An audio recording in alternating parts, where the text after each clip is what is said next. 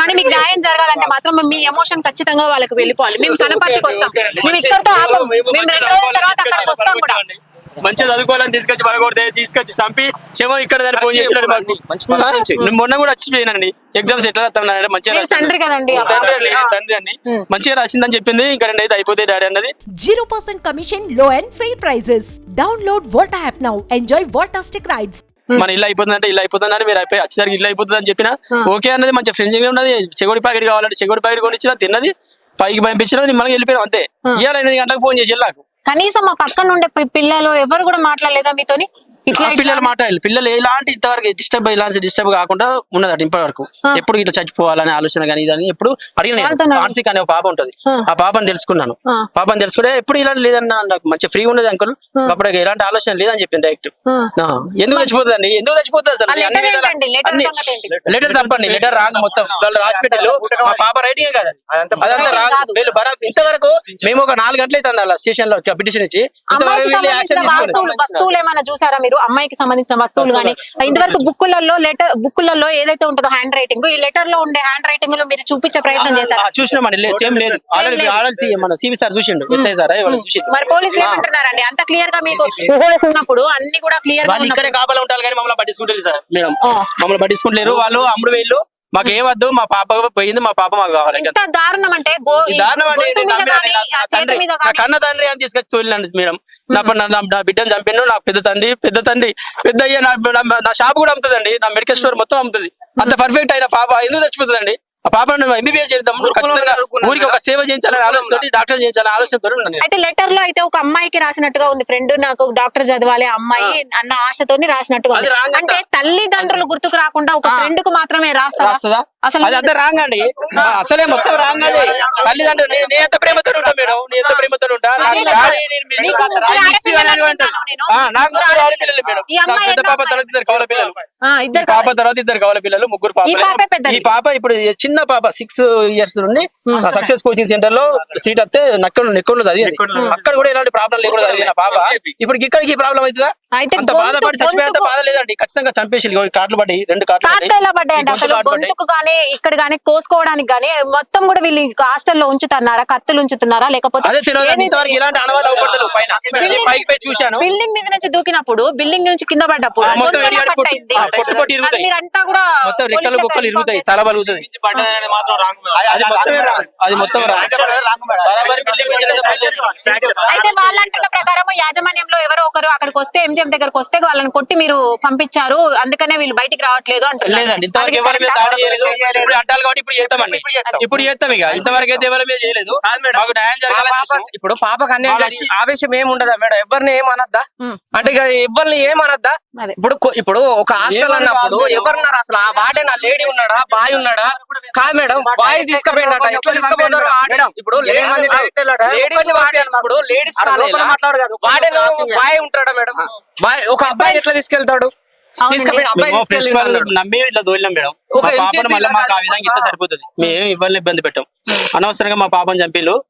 College లో వేసే ముందు ఈ కాలేజ్ గురించి ఏమైనా ఎంక్వైరీ చేశారా?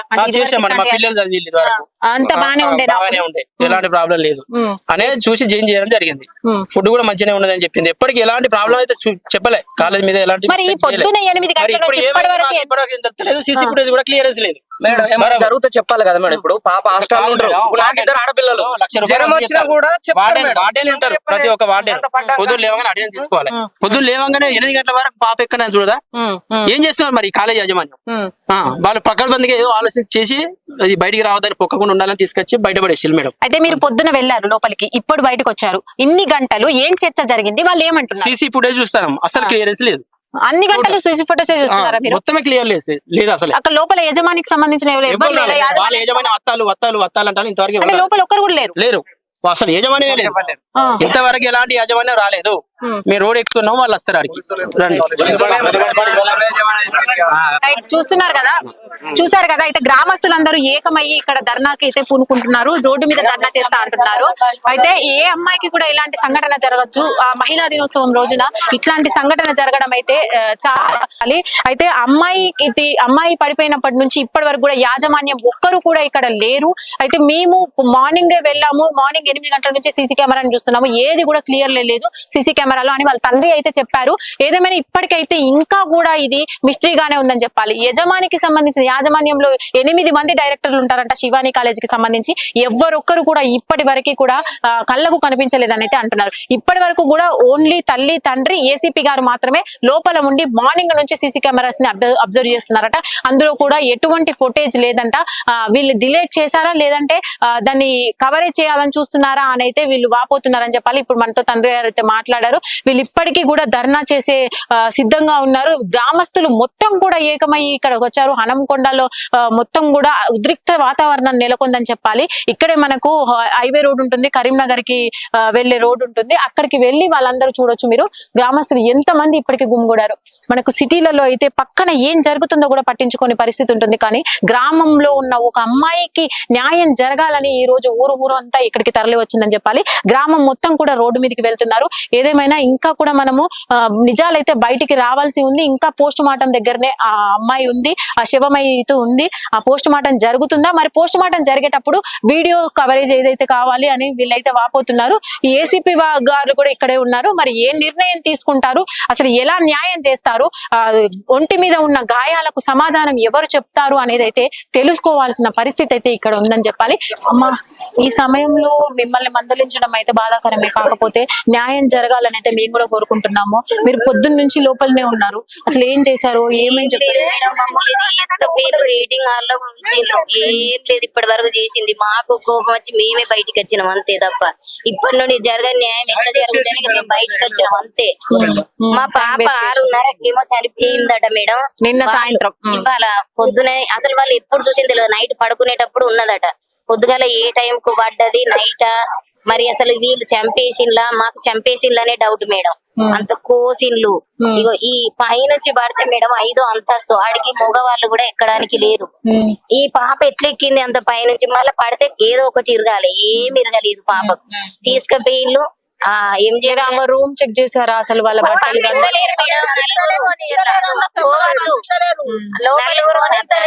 పోలీసులు బందోబస్తు మీరు పోవద్దమ్మా, ఆమె పెట్టగాడికి పోవద్దు, ఏది పోవద్దు. మరి వార్డెన్ రమ్మనండి సార్, మేము బతిలాడతాం. ఎట్లా అయింది అంటే ఆమెను కూడా మీరు మాట్లాడద్దు. పాపను మేడం పడ్డ తర్వాత చనిపోయిన శవాన్ని ఒక్కదాన్ని తీసుకుపోయి ఎంజిఎం లేసి వాళ్ళు వెళ్ళిపోతారా మేడం? ఎవరుంటారు చెప్పండి? మేము పోయేసరికి పాప ఒక్కతున్నది మేడం. మాకు 8 గంటలకు ఫోన్ చేసింది ఇంటికి, మీ పాప పై నుంచి పడ్డది, సీరియస్ గా ఉన్నది, ఎంజిఎం లేచిన అని చెప్పిండ్లు తప్ప మరి ఆడ ఒక్క మనిషి లేడు. పోలీసులు మాత్రం 40 మంది ఉన్నారు మేడం ఆడ.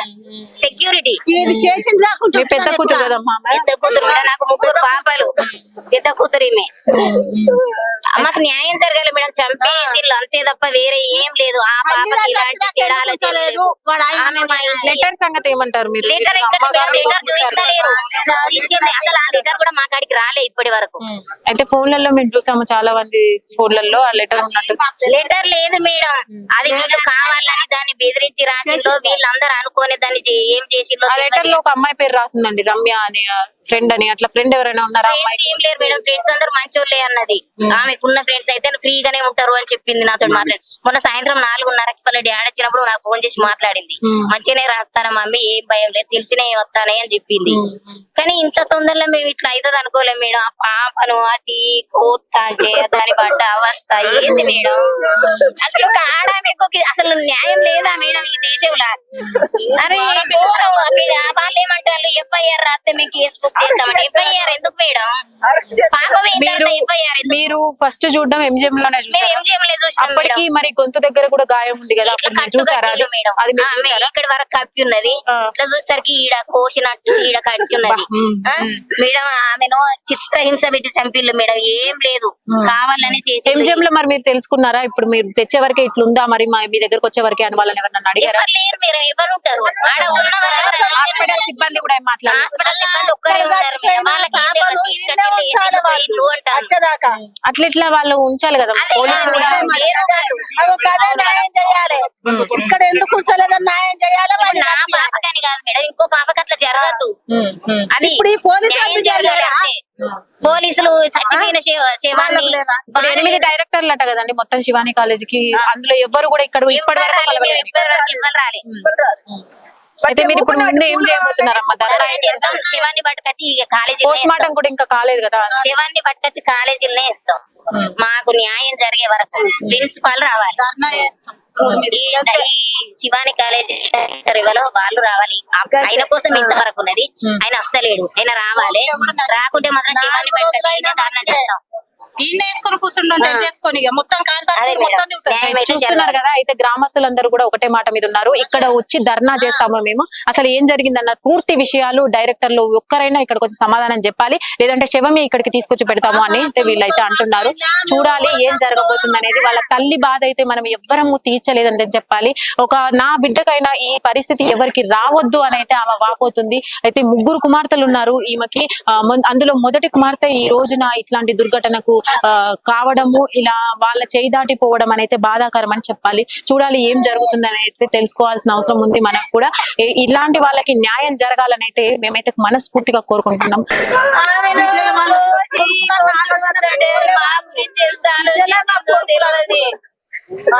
అతని పానం ఎంత వేయిందో మనసులే కదా మేడం. వీళ్ళైతే దున్నపోతులైతే కాదు కదా, వాళ్ళకి ఆడపిల్లలు ఉన్నారు. గట్లా చేసుడు అసలు అది అన్యాయం.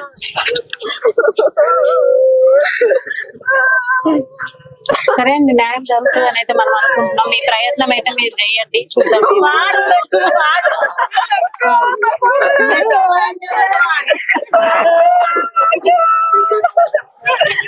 ఒకసారి మీరు కూడా అదే ఊర్లో మేము ఎల్లుండి అక్కడికి వస్తామండి. ఒకసారి మీ నెంబర్ ఎవరికైనా ఇచ్చేయండి.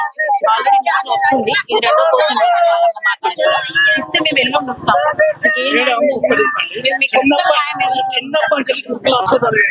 ఎట్లా ఉంటారు స్టూడెంట్స్?